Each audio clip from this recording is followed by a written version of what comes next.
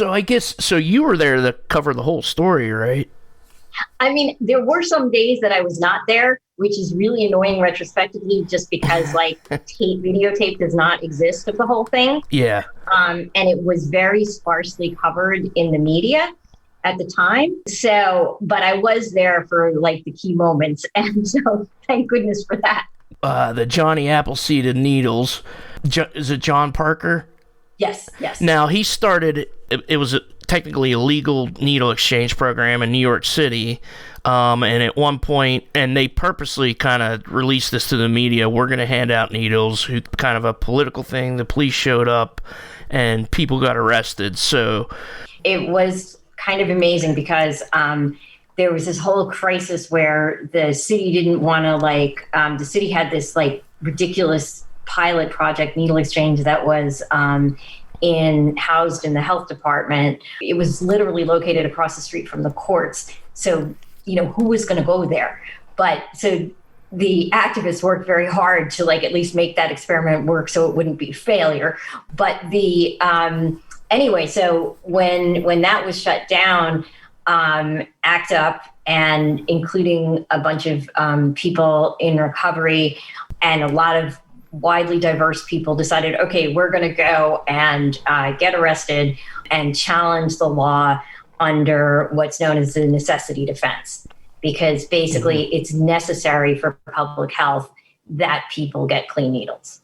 Mm-hmm. And they won. And it was an amazing thing. I felt like I was part of history just watching it, It was, these people within ACT UP who were Richard Elovich, who was a gay man and performance artist, and Dan Williams, who's a graphic designer, a Black guy who did not have his own opioid addiction, but just felt very sympathetic to the cause. And it was very, very difficult to be a Black activist within ACT UP. And to be a Black activist supporting needle exchange was even more difficult because the Black leadership of the city at the time, led by Mayor Dinkins, were extremely opposed to it. And so then there was a trans woman named Catherine Otter, who went on to become I think a city council person in Alaska.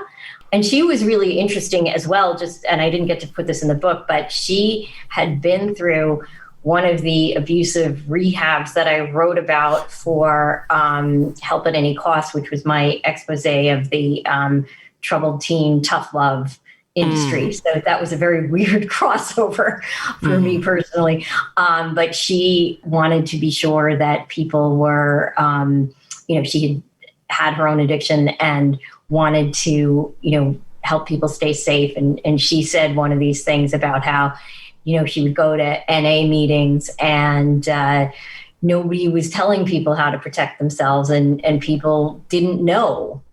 And, how sad that made her. So then there was also 2 lesbian activists and a nurse who just showed up because she thought that the medical profession should be represented because doctors should have been doing this long ago.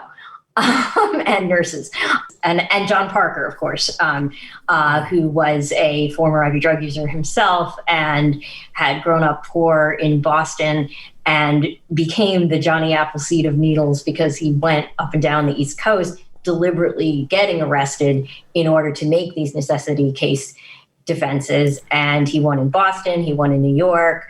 I will not remember precisely which other states he won in, but he really made a difference in terms of that. I like that the defense used the story of John Snow, who was a pioneer in anesthesiology in the 1850s in England, who vandalized a pump in England because he knew that there was a cholera epidemic, and a lot of it was coming from this well. Can you just talk about that? No, and it's kind of one of the founding stories of public health. So to compare these guys to him was to make a very strong statement as a public health. Well, and I mean, John Snow was one of the founders of epidemiology, particularly because he mapped out who around that well, where people got sick and where people didn't. And it was the people who didn't get sick didn't use that well. So it was like one of the very first examples of using like data to like make a point for health. And anyway, so right, and there's a pub named after him right near, and a replica of the pump, which someday maybe I will see. Anyway, he was, for Stephen Joseph, who was the former health commissioner of New York City and who had been relentlessly hounded by ACT UP for some of the things that they disagreed with him on, for him to testify